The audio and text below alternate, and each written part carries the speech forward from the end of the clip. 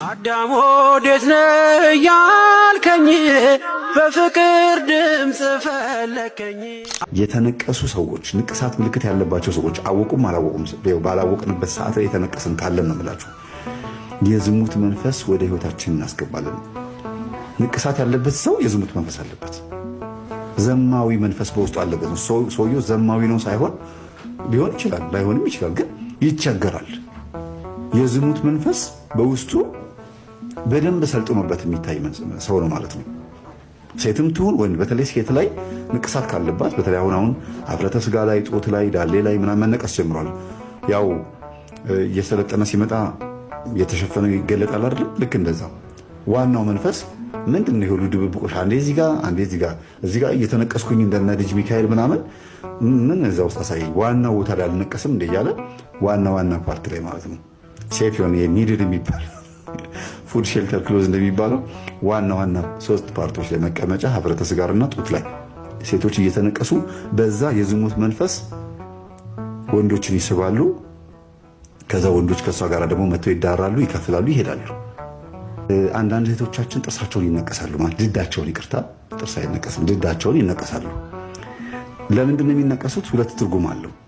ማለት ከመንፈስ ጋር ባልተያያዘ መልኩ አንደኛ ድዳቸው ትንሽ ከጥርሳቸው አነስ ብላ ድዳቸው ረዘም ካለባቸው ሲስቁ ጎልቶ የሚታየው ድዳቸው ከሆነ ያንን ነገር ከበር ለማድረግ ስጋው ቀዩ ስጋ በደንብ ጎልቶ እንዳይታይ ከበር ለማድረግ ያው መቼም ብልሃት ነው ብለው ያመጡት ተነቀሱት።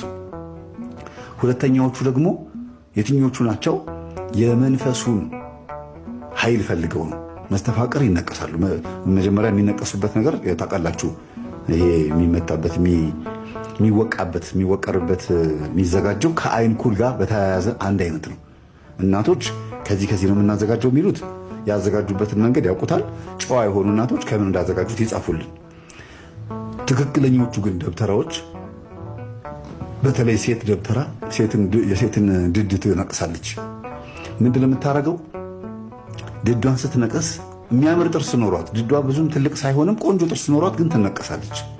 አይነ ጥላዋን የሚገፍ ነው እንደዛ የሚባለው። እነሱ ግን ገና ስትስቅ ገና ፈልቀቅ ስታደርግ ወንዶች መጥተው ሙክክ እንዲሉላት ከእሷ ጋር እንዲጫወቱ ወይ ስታምር ፈገግታዋ እንድትባል ነው የሚደረገው። ይሄ ልጅቷ ልታቅም ላታቅም ትችላለች። እድሜዋ 14 ዓመት 15 ዓመት ሲሞላት ነይ እስቲ አንቺ ድድሽን ተነቀሽ፣ ለበሽታ ጥሩ ነው አሉ፣ አይንሽን ተኳይ፣ ይሄ ነገር ለአይን ጥሩ ነው አሉ እያሉ እናቶች ልጆቻቸውን ያታልሏቸዋል፣ ወስደው ያስነቅሷቸዋል። ከቡዳ ለመከላከል ነው ይላሉ። ከአይን ከሰው አይን ወይም ሰው እንዳይውልባት ነው እያሉ በብዙ ነገር ሲስተም ውስጥ ይከቷቸዋል። ልጆቹ ላያውቁ ይችላሉ። አንዳንዶቹ ግን በትክክል ያውቃሉ። በተለይ እድሜያቸው ከ18 ዓመት በላይ የሆኑት ሴቶች ለምን እንደሚነቀሱ ያውቃሉ። አንቺ ሳቂ እስቲ ዝም ብለሽ እንደማ ሳቂ በቃ ለምን እንዳስነቀሷት ያውቃሉ። ቆንጆ ሆና ወንዶች አይፈልጓትም። ለምን? ውስጧ ያለው ወንድ ዛር አይነ ጥላ ተመራጭ እንድትሆን አይፈልግም። እግዚአብሔር መልክ ሰጥቷታል። መልኳን ደግሞ ወንዶች እንዲጠሉ የሚያደርግ ጸባይ ደግሞ እሬት አድርጎ መንፈሱ ደግሞ እንደገና ሰርቷታል ማለት ነው። እሬት አድርጎ ሰርቷታል። ዘሌዋውያን ምዕራፍ 19 ቁጥር 28 ላይ ስለሞተውም ስጋችሁ አትጨነቁ፣ ገላችሁንም አትነቀሱት፣ እኔ እግዚአብሔር ነኝ ይላል። የአምላካችን ስም የተመሰገነ ይሁን።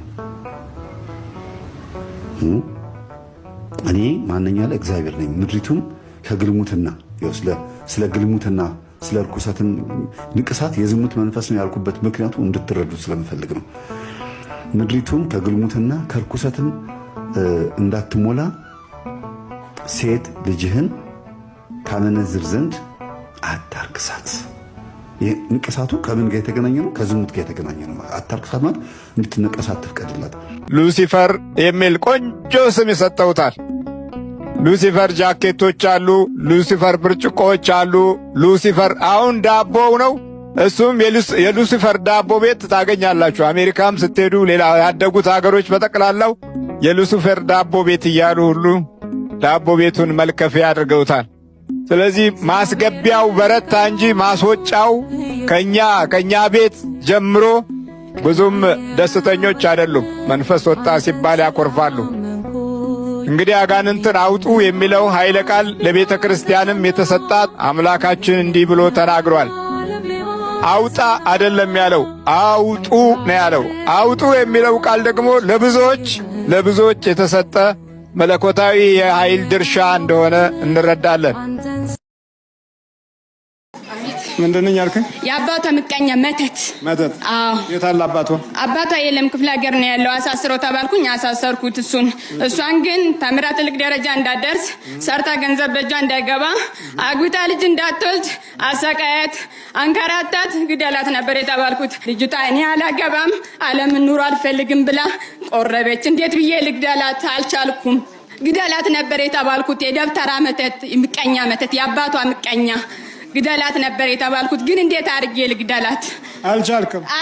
ምን ኃይል አለኝ? ኃይል እኮ የጌታችሁ የኢየሱስ ክርስቶስ ነው። አልቻልኩም። እንዴት እችላለሁ?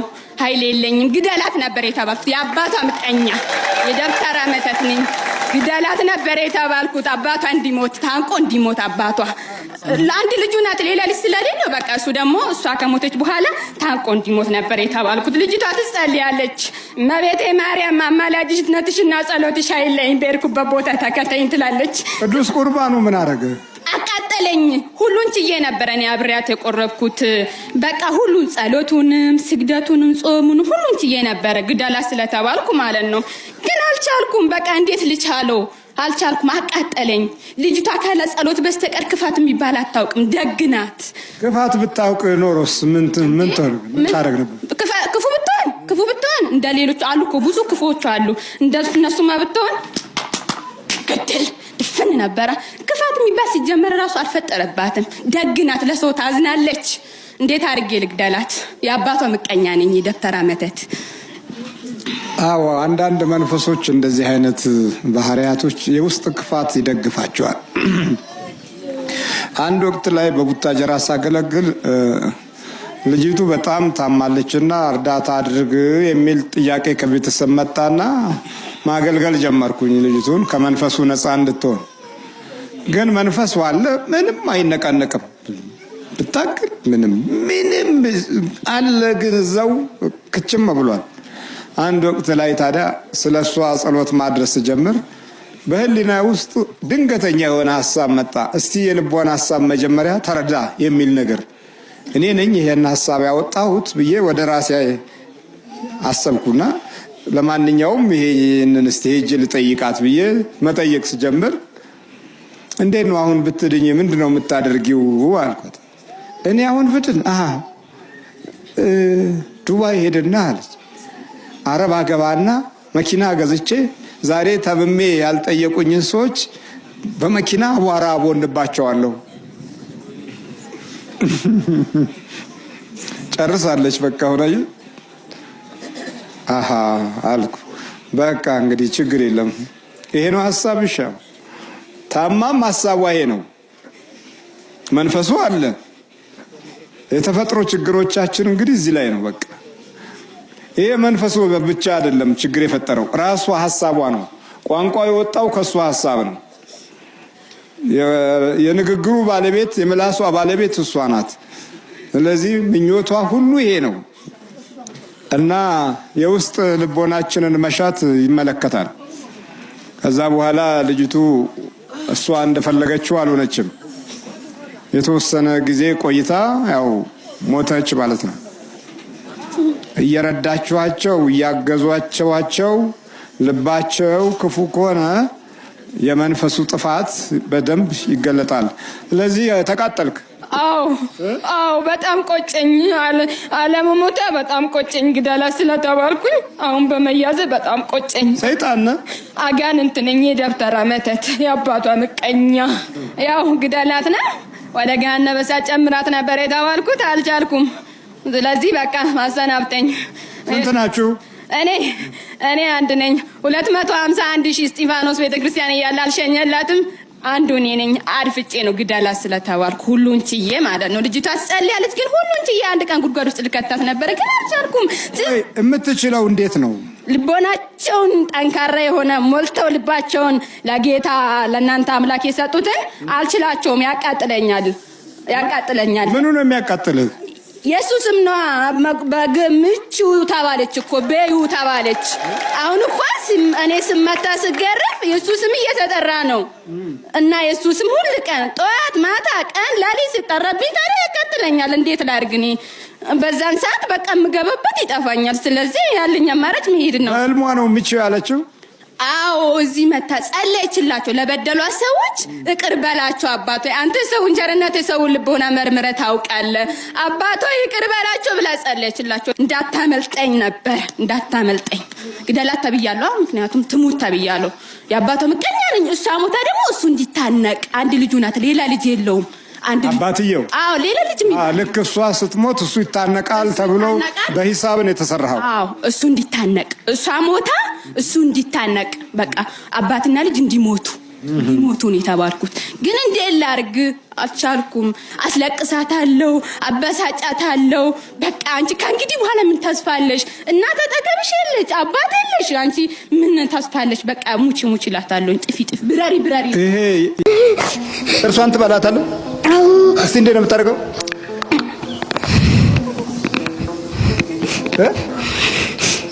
እስቲ እንዴት ነው የምታንቀጨቅጨው?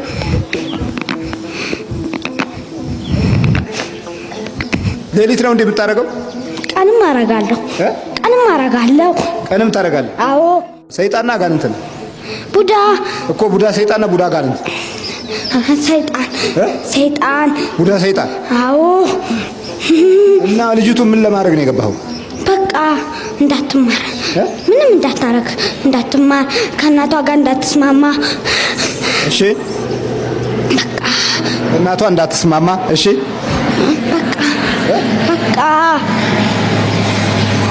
በቃ ትዘፍን ነበር። ትዘፍናለች። እና ዘፈን ትወዳለህ? በጣም ዘፈን እና ስትዘፍን ነው የገባው? አይነ ጥላው ስትዘፍን ነው የገባው? ለምን? ዘፈን እኮ የኛ ነው። የኛ አይደል እንዴ? ውሸታ የኛ ነው እንዴ? ተቀልዳለህ እንዴ? ይሄ ሁሉ ሰው ይዘፍን የለ እንዴ? ይስፈኑ። አሁን ብዙ ማውራት አልፈልግም፣ መሄድ ፈልጋለሁ። ሸኘኝ አይደል? ይሄ ሁሉ ሰው ዘፈን ይወዳሉ። ሸኘኝ ስለ ዘፈን ካነሳህ ማለት ነው። ታዲያ ሁሉም ተይዟል እኮ። ሁሉም ተይዞ ነው። ሁሉም ተይዟል። የዘፈን የዳንኪራ ጊዜያቶች ብዙ ጊዜ ለአይነ ጥላና ለዲያብሎስ አሰራር ይመቻል። በዛ ወቅት ብዙ አይነት መንፈሶች በዘፈን ውስጥ አካተን ተሸክመን ወደ ቤታችን እንገባለን። በማግስቱ በጠብና በጥላቻ በቃ ከዛ በኋላ የለም ፍቅር፣ የለም ሰላም፣ የለም በጎ ነገር የለም። ዲያብሎስን ስናረካ ቆይተን ከእግዚአብሔር ስጦታ ለመካፈል እድል የለንም። በልተዘጋጅ ባጥ ነው ጣፍ ነው ከባሉ አስታጣላታለህ። ትንሽ ነው ነቅታብኛለች። ትንሽ ብቻ ነቅታብኛለች። ነቃች። በፊት እንዳትጋባ ትከለክል ነበር?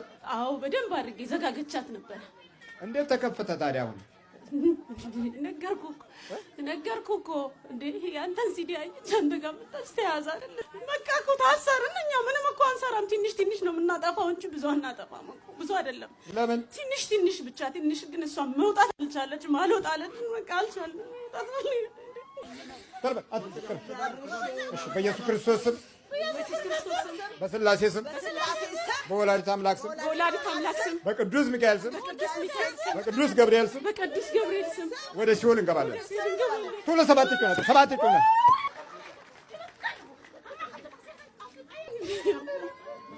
አንዳንድ ዛሮች ለየት ያለ የሽበት ምልክት ይሰጣሉ። ያ ለየት የሚል የሽበት ምልክት ለዘመናት ከቤተሰብ ጋር የተያያዘ ከሆነ ዛሮቹ ያንን የዛርነት ጠባይ በሽበቱ ላይ ለመግለጥ ይሞክራል እና ሲወራረስ ይመጣና ልክ እንደ አያቷ ወይም እንደ ቅድመ አያቷ ይባላል ያ የሽበት ምልክት። ስለዚህ ይሄኛው የዛር የውርስ ምልክት አይነት ጠባይ ነው። አንደኛው ክፍል ነው። ለምን በአንደኛው ባለበት ቦታ ላይ የተለየ ሽበት ይሆናል። ከሌላው የፀጉር አካባቢ ለወጥ ያለ ሽበት የሚታይበት አንደኛው ችግር የዛር ከቤተሰብ የመምጣት ምልክት ነው። እየሰማችሁ ነው። አሊያም ደግሞ መተቱ የገባበት እና ወይም ቡዳ ትኩረት ሰጥቶ የገባበት ስፍራ መግለጫ ነው። በልተዘጋጅ ይሄንን ያሸበትከው ለይተህ የትኛው ነህ? መተቱ ነህ ወይስ ቡዳው? መተት፣ ቡዳ፣ አይንሰብ እዚህ ለብቻ ለይተህ የምታሸበተው? አዎ፣ በኋላ ሁሉም ይሄን ሰውን ወንዶች እንዲቀርቧት አልፈልግም። ወንዶች ይወዷታል። ተነጫንጫ በጸባዩ ይሄዳሉ። ወንዶች በጣም ይወዷታል። ሁሉም ነው የሚወዳት። ሰው ይወዳታል እና ይወደዳታ ምን አገባ? የዋህ ናት፣ በጣም የዋህ ናት። አትፈልግም፣ እኛ እንፈልጋለን። አትወደንም። ካልወደደች ለምን ገባባት? እልህ ይዞን የምን እልህ? በቃ እናቷንም ጨሌ አስጣለቻት። አትፈልግም። እናቷን እንድትቆርብ አስደረገቻት። ስናጓራ ቤት ውስጥ ትበሳጫለች እናቷ ላይ። አብረን የተወለድከው ከእናቷ ላይ ነው የሄድኩት። ለምን ቆረበች? እናቷ ቆረበች። ታዲያ ሌዮን ወስዳ ጣለች። እሺ፣ እናቷን እናባረራለን። አንድ ወር ገደል ከተን፣ አንድ ወር አጥፍተን በየሆስፒታሉ እናቷን የእናቷን ሬሳ ሲፈልጉ ይኖራሉ። እህቶቿን በላው። ስንት በላ? 2። ለምን? አንፈልግም፣ የእናቷን ደስታ አንፈልግም። እናቷን አሳበድናት። ያመልኩ ነበረ። ጨሌ ታረግ ነበር እናቷ። የጨሌ ጠንቅ ለብንያምም አልሆነም። ብንያም የጣዖት ልጅ ነው። ብንያም በመጽሐፍ ቅዱስ ውስጥ የምታገኙት ብንያም በጣዖት ጀርባ እየተወለደ ነው። እስከ ጳውሎስ ዘመን ድረስ ዘሩ በመንፈስ ሲወራረስ ቆይቶ ጳውሎስ እንኳ የብንያም ዘር ነኝ ነው ያለው። የብንያም ዘር ሆኖ ታለ በጌታም ተመርጦ ሳለ እንኳ መንፈሱ ከእርሱ አልተለየም። ከኔ እንዲለይ 3 ጊዜ ጸለይኩ አለ፣ ግን አልተለየም። ጸጋ ይበቃሃል አለው። አየህ፣ አንድ ጊዜ ራሔል ገብታ ያመጣችው ጦስ እስከ ክርስቶስ ዘመን ድረስ እንኳ ያንን አለቀቀው። የጣዖት መንፈስና ዝርያ ዛሬ በጣም እየበዛ መጥቶ ይኸውና እንግዲህ እንደዚህ ተደበላልቆ የምናየው ሁኔታ ይሄንን ነው የሚመስለው። እንዴት ነው? አትሄድም? አሁን አልሄድም። ለምን አልሄድም? ስራ አለኝ። ምንድን ነው ስራ? ስራ አለኝ። ትንሽ አሳብዳታለሁ። ተንበርከክ። ይሄ የአንገቷን የኔ መሳሪያ ነው ምገለጋ። ይሄ ስለት ወደዛ ፈረቀሳ የታሳለችው ነው። ይሄ ፈረቀሳ? አዎ። እቺ ደግሞ ጨሌ ናት። የና የምንጠቀምባት እናታችን ናት። እሺ፣ እናታችሁ ናት። እንዴት ነው የምትደረገው? በሳር ነው። ይሄን ለብሳለን።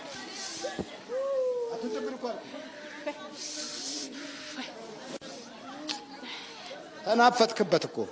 አባቱ ልጣል አይደል እንዴ? እኔም ለወድቅ ነው፣ እሱም ሊጣል ነው፣ ሊቃጠል። አሁን የተናፈጥክበት? አዎ። በፊት አትናፈጥበትም ነበር? የክብር ዕቃ ነው፣ የክብር ዕቃ። ሙዳ በእንትን ሙዳ እየተባለ በቂቤና በሽቶ ነው የሚቀመጠው። በወንፊቱ ደግሞ ምንድን ነው?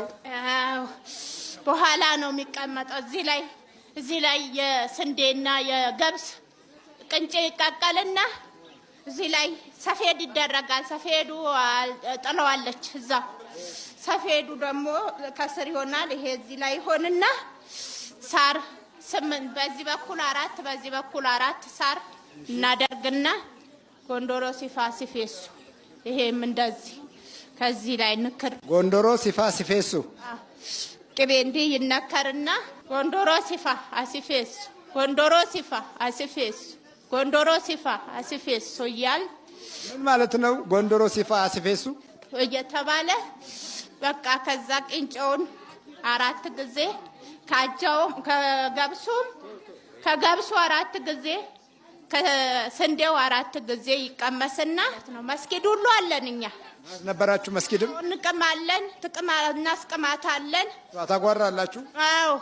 እንዴት ነው የምታጓሩት? ከአብሬ ነው የተወለድኩት። 8800 ነን። 8800 ናችሁ። ታጓራላችሁ? ዛሩ 80 ነው። ዛሩ 80 ታጓራለን። እናጓራለን። ታጓራው እንልና ይሄን ሰፊዱን ይዛችሁ ናችሁ አይደለም። ይሄ ሌላ ነው። ይሄስ ሽርጡስ? ይሄ ደግሞ ይሄ በቃ አሁን የዚህ ስራ አልቋል። የዚህ ስራ አልቋል። አሁን ይሄ ጨሌ ነው። ይሄ ጨሌ ነው። እሺ አሁን ስራው ያላለቀው ደግሞ የትኛው ነው? ስራው ያላለቀው ይሄ ነው። ይሄ መካደሚያችን ነው። ስንቅም ነው የምንለብሰው። ስትቀሙ ትለብሱታላችሁ። መደድን እኮ ግን አሁን እኮ እያቃጠላችሁ ነው። ውይ ይሄ መቃሚያ ነው። አዎ መቃሚያ ነው። ወይ ይሄ ያዳልሙ ሶማሌ ነው። ይሄ ጠቋር ነው። እንለብሳለን። ይሄ እንግዲህ ለዘመናት በየቤታችን ያለ የሰይጣን አሰራር ነው። ዛሮቹ አብረው የተወለዱ ናቸው። ሌሎቹ ደግሞ ቀይና ጥቁር ነው የምትወዱት። እኛ ያስገባናቸው ዘበኞቻችን ናቸው። መውጊያ ሰውም መውጊያ ነው። የትኞቹ? ቡዳ ዛር እኛ ነን። ቡዳ ጂኒ ሰይጣን መዋጊያችን ናቸው። ወደ ሌላ የምትልኳቸው እንደ ቡዳ ሆነው የሚገቡት በሰው ላይ የሚሰሩት በቃ የሚያሙ በሽተኛ የሚያረጉ የኛ መልእክተኞች እዚህ ውስጥ አላችሁ። እንዴ 8800 ሌሊቱን ስትገጽጸን ስታስረን ነው የምታድረው። አልፈራቻችሁም? መድኃኔዓለም ስጋዬን ነፍሴንም አስብ ከዚህ ስራት አውጣኝ እባክህ ትላለች፣ ትጸልያለች። በፈሰሰው ደም በተቆረሰው ስጋ እባክህ ወደ ቤት መልሰኝና አጋንንት ከሌላ አውጣልኝ ትላለች። ትገጽጸናለች፣ ታስረናለች። እኛ ደግሞ እንዳትሄድ ጸሎት እንዳታረግ ስር አድርገን እቤት ቁጭ አረግናት። አዎ እና ዘርያ በሙሉ ተይዟል። አያት አላት ደግሞ የሚያመልክ። አዎ እኛ እሱ ላይ ሆነን ግብር እንወስዳለን፣ እሷ ላይ ሆነን በላውጣ ሽርቆንም ምን አውጣ አስቀምጣ ቶሎ ሽቶስ ሽቶማ ባፋችንም አረግና መሬቱን ሁሉ በቃ ታግማው በቃ እንደዛ ነው የምንጠቀመው። ሽቶ አፍ ውስጥ ለምን ታደርጋለህ? በቃ እንደ ደም ነው የምጠቀምበት እኔ ሽቶን። አዎ ደሟን እንዳልመጥ ሽቶ ጠጥቼ እሄዳለሁ ከለዋ ላይ። አዎ ልጆቿ ላይ ደግሞ በሙሉ ገብቻለሁ። አብሬ ተወልጃለሁ። የት አሉ ልጆቿ? አላመጣቻቸውም። እሷም ነች ያመጣቻት። እቺ ቡዳ ነይ እስቲ እናቷ አመለጠች። ሚስቴ ናት እኮ ሚስቴ። ባሏስ? አስጠልቼዋለሁ። አይ በቃ አልወድም ወንድ አትወድም? እኔም ራሴ ወንድ ነኝ እያልኩኝ ባሏን አስጠልቼ ልጆቿን ሁሉ አይናችሁ ይፍሰስ ወይኔ ወናንተ ድፍት በሉ እያልኩ እየተራገምኩ። እሺ ነገሩ እኔ የሰይጣን መንፈስ ስለሆንኩ እርግማን ወዳለሁ። እርግማን ትወዳለህ? አንወድም እኛው። አዎ እንዴት ነው የምትራገመው? እስቲ ወይ እኔን ወይ እናንተን ይንሳችሁ ድፍት በሉ።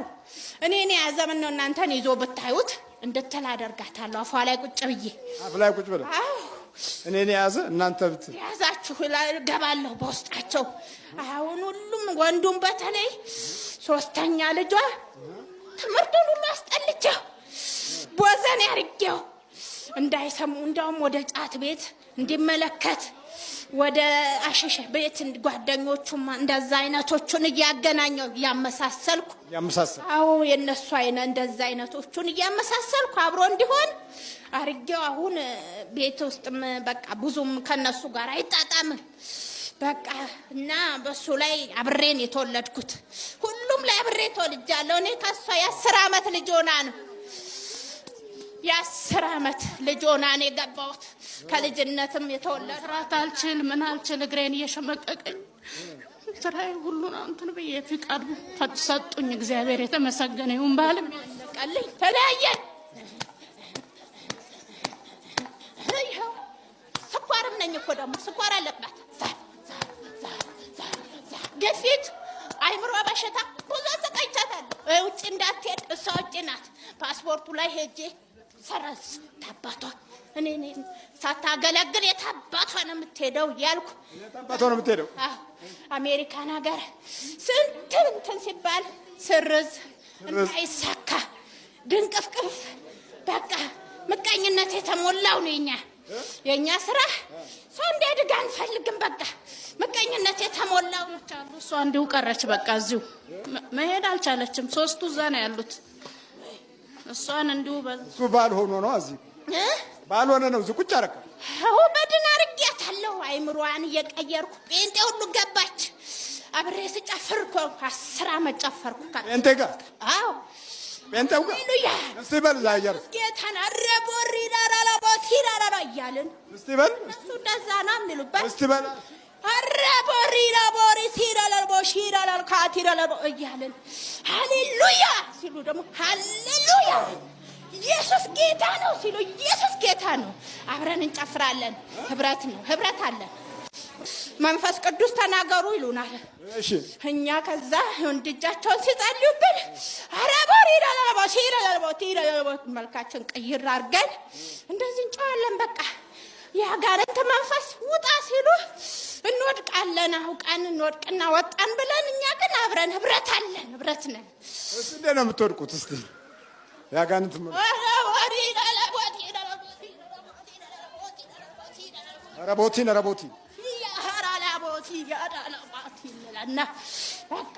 ወዲያው ትቀይራላችሁ ስልታችሁ። አዎ ብዙ ተጫውተናል። አሁንም አበቃኝ እኮ በቅቶኛል። በመቁጠሪያ ሸለጠችው። በኢየሱስ ክርስቶስ ስም፣ በወላዲተ አምላክ ስም፣ በቅዱስ ሚካኤል ስም፣ በቅዱስ ገብርኤል ስም ወደ ሲኦል እንገባለን። ቶሎ 7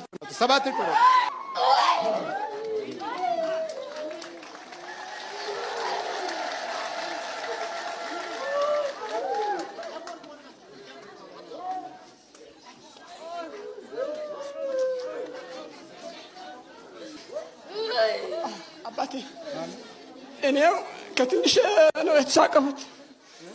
ዲያቆን ነው ነበር። ዲያቆን ነበር። አሁን ልገድለን ሞክሯል። ማነው ስምሽ?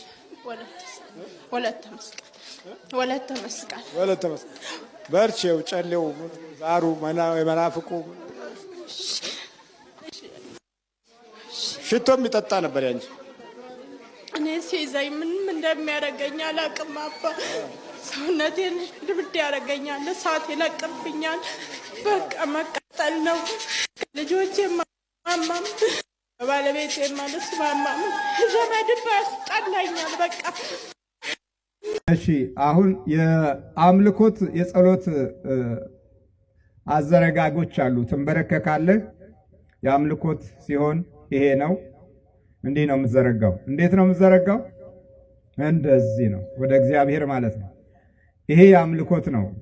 ካህኑ አሃዱ አብ ቅዱስ፣ አሃዱ ወልድ ቅዱስ፣ አሃዱ ውእቱ መንፈስ ቅዱስ ብሎ እዛ የእግዚአብሔርን አንድነትንና ሶስትነትን በሚናገርበት ጊዜ እንዲህ ነው አሊያም እንደዚህ ነው። ይሄ ለአንተ እንገዛለን ነው። ሁለተኛ ሌላ ገዢ የለንም አንተ ነህ ማለት ነው። ይሄኛው ደግሞ ለአንተ ተማርከናል ማለት ነው። ስትንበረከክ የምታሳያቸው ነች። ይሄ ለአንተ ምን ብለናል? ተማርከናል ማለት ነው። ይሄ ደግሞ ካንተ እንቀበላለን ነው። ይሄኛው ወደፊት ነው ወደኋላ ነው? ወደፊት ነው። እንደዚህ ነው። ካንተ እንቀበላለን፣ ካንተ ስጠን ነው። ይሄ ገንዘቡ ሲቸግርህ፣ በረከት ስታጣ፣ ምን ስትል አልባረክ ሲልህ፣ የሰራው የነካው እምቢ ሲልህ፣ ይሄው ካንተ ልቀበል ነው፣ አንተ ይሻላል፣ የአንተ ስጠኝ። ነጩም ይሰጠኛ ተመልሶ ይሄዳል፣ ግን አንተ እጄ የሚገባውን አንተ ባርከው ትላል። ከዚህ ደግሞ እንዲህ ታደርግና አስራት ትሰጣለህ። ይሄ እንዲህ ዘርግተሃል አለ፣ እሱ ይሰጥሃል። መንገድ አለው፣ መስጫ መንገድ አለው። ይሰጥሃል። ሲሰጥ አስራት ታወጣለህ። በጎ ትሆናለህ፣ ቅን ትሆናለህ፣ ለሌሎች የምታስብ ትሆናለህ። በጥቂቱ ባለህ ለሌሎች ማሰብ ከጀመርክ ለአንተ በብዙ እግዚአብሔር ያስብልሃል። በብዙ ይሰጣል እኮ አለ። በብዙ ያቅበታል እኮ ደግሞ መስጠት ስፈልግ። አንዱን አረመኔ እኮ ነው ለአንተ አሸክሞ እንዲሄድ የሚያደርገው። ቀላል እኮ ነው ለመስጠት ሲፈልግ። ስለዚህ ይሄኛው ሕሊናዬን ልቦናዬን ማርክ፣ አንተ ግዛ። ይሄኛው አንተን አመልካለሁ፣ ይሄኛው ካንተ እቀበላለሁ። ከዚህ በኋላ ከፍታህ ይጨምራል። እግዚአብሔር ያለውን ፍቅሩንና ጸጋውን ያበዛልሃል። ልብህንና አእምሮህን ህሊናህን ይባርክልሃል። በጉልበትህ ስትንበረከክበት ደግሞ በጉልበትህ ውስጥ የሚገቡ እንደፈለጉ የሚወስዱህ እንደፈለጉ የሚነዱህ ያቆማሉ። መጸለይ በአንደበትህ ስትጀምር እንደፈለገ የሚያጠጣህ እንደፈለገ የሚያቃዥህ ይቆማል። ለምን? በአፍ ጸለይክበታ። ከዛ የጸለይክበትን አፍ ይህንን ድራፍቱን ቢራውን ግባ ብትለው አይገባም። እውነቴን ነው። የሚበቃህም ብቻ ትጠጣለህ። አቁም ይልሃል። እዚች የሆነ ቦታ ላይ ማቆሚያ ያበጅልሃል። ያመሰገናችሁበትን አንደበት ክፉ ኃይል እንደፈለገው አያበላሸውም። ሌላው ያጸለይክበትን አንደበት ክፉ ነገር አትናገሩበትም። ይሄ ሐሜቱ፣ ጥላቻው ምናምኑ የሚመጣው መጀመሪያውኑ በአንደበታችን ጸሎት ስለሌለ ነው። እየሰማችሁ ነው? ጸሎት ሲባል ደግሞ የሚከተሉትን መንገዶች የሚያሟላ ነው። መጀመሪያ ጸሎት ምንድን ነው የሚለውን ስናይ ጸሎት አንደኛ ከእግዚአብሔር ጋር የምትገናኝበት በቃሉ ሳይሆን በልብህ ሲሆን ነው። አባታችን በሰማይ የምትኖር ስምህ ይቀደስ፣ መንግስትህ ትምጣ፣ ፈቃድህ በሰማይ እንደሆነች እንዲሁም በምድር ትሁን። ይሄ ጸሎት አይደለም። ይሄ ቃል ነው። ዝም ብለህ እያወራህ ነው። ዜና እየተናገርክ ነው። ይሄ አይደለም። አሁን የዜናው ጸሎት ነው ያስቸገረን እኮ። ሰላም አላመጣ ያለው፣ ጽድቅን አላመጣ ያለው፣ ፍቅርን አላመጣ ያለው የዜና ጸሎት እየሆነብን ነው። የድምፅ ጸሎት ብቻ እየሆነ ነው። ከውስጥ አይደለም የሚወጣው። እዚህ ምላስ ላይ ብቻ እንደዚህ እንደ ሲም ካርዱ እንደ ሞባይሉ መልስ የሚሰጠው ሞባይል አለ። ብሯን ላጥ ታረግና የቀረህ ትንሽ ነው ትልሃለች። በቃ አንዴ ተሞልታለች። አንድ ጊዜ ስለተሞላች እንደዛ ነው። ስትቀበልህም ታንኪው ትልሃለች። መጨረሻ ላይ ግን ፈቃድ አሰጥህም። ምስጋናዋ ከበላች በኋላ ነው። ሌባ ናት እኮ። እውነቴን ነው የምላችሁ። እና እንዲህ አይነት ነው። እንደዛ መሆን የለበትም። የኛ እንደዚህ አንድ ጊዜ እንደተሞላ ሞባይል መሆን የለበትም። ከውስጣችን ነው መውጣት ያለበት። ከውስጥ በሚወጣበት ጊዜ ተንኮልን በራሱ ትንቁታላችሁ። ቆሻሻ ነው ትላላችሁ። ግፍን ትነቁታላችሁ። መጥፎ ጠባይን ትንቁታላችሁ። ርግማንን ትንቁታላችሁ። ሐሜትን ትነቁታላችሁ። ትችትን ትንቁታላችሁ። ከዛ በኋላ የእግዚአብሔር ከፍታ ከናንተ ኋላ ይመጣል፣ ከፊትም ይቀድማል። በዚህ ጊዜ በየትኛውም ቦታ ብትሄዱ የእግዚአብሔር ክብር የሚታይባችሁ ይሆናል። አሕዛቡ ራሱ ከናንተ ይማራል እንጂ እናንተ ከአሕዛብ አትማሩ። አሁን ከአሕዛብ እየተማርን ጉዳችን ፈላ። እነሱ ሲጨነቁ እንጨነቃለን፣ ሲያብዱ እናብዳለን፣ ሲጮሁ እንጮሃለን፣ ሲናደዱ እናደዳለን፣ ሲበሳጩ እንበሳጫለን። መንፈሳቸውን ወረስ ነው። መንፈሳቸው ከሕይወታችን ጋር ተስማማ። መታወክ የበዛብን ሆነን። ስለዚህ እንዲህ እንዳይሆን ጸሎት መጀመሪያ ከልቦና ውስጥ አብሮ መውጣት አለበት። ስትጸልየው አብሮት ይወጣል። ቀጥሎ ከአእምሮ ጋር ትስማማለህ። ቀጥሎ ከህሊናህ ጋር ትስማማለህ። እነዚህ ሶስቱ መስመሮች አንድ በሚሆኑበት ጊዜ እግዚአብሔር ካንተ እልፍኝ ውስጥ ሳይሆን ካንተ ልብ ውስጥ ነው ያለው። ከናንተ ጓዳ ውስጥ ሳይሆን ከናንተ ህሊና ውስጥ ይሆናል፣ በመንፈስ ቅዱስ ማለት ነው። ከዚህ በኋላ ወሬኞች ሲመጡ ወሬ አልወድም ትላለህ። ሐሜት አልወድም፣ ነገር አልወድም፣ አልፈልግም። ሌላ እንጫወት፣ ስለ መንፈሳዊ ጸጋ እንጫወት፣ ስለ እግዚአብሔር ክብር እንጫወት ብለህ ቋንቋ ታስለውጣላችሁ። አለበለዚያ ግን ይሄ በእንትን የቃልና የድምፅ ብቻ በሚሆንበት ጊዜ መናፍስቱ ራሱ ህይወትን አብሮት ይለምደዋል። ልብህን ይለምደዋል፣ አእምሮህን ይለምደዋል፣ ጠባይን ይለምደዋል፣ እንቅስቃሴህን ይለምደዋል። ከዛ በኋላ ወደፊት ስትሄድ እሱ የሆነ ገመድ አበጅቶ ወደኋላ ይጎትታል። ወደፊት ስትሮጡ እሱ የሆነ መሰናክል አበጅቶ እንድትደክሙ ያደርጋችኋል፣ እንድትዝሉ ያደርጋችኋል። ለበረከት የምትዘጋጁበትን መንፈስ ከህይወታችሁ ያርቃል። እግዚአብሔር ማስተዋሉን ይስጠን። በመውጣት ብሩክ ትሆናለህ፣ በመግባት ምን ትሆናለህ አለ? ብሩክ ትሆናለህ። ይህ የሚሆነው እንግዲህ የጸሎታችንን ምላሽም ለመቀበል አእምሯችን በራሱ ሲዘጋጅ ነው። አንዳንድ ጊዜ አዳም ወዴት ነህ ያልከኝ በፍቅር ድምፅ ፈለከኝ አልብሰኝ ነጩን ልብስ እወድሃለሁ ኢየሱስ አከብረሃለሁ ክርስቶስ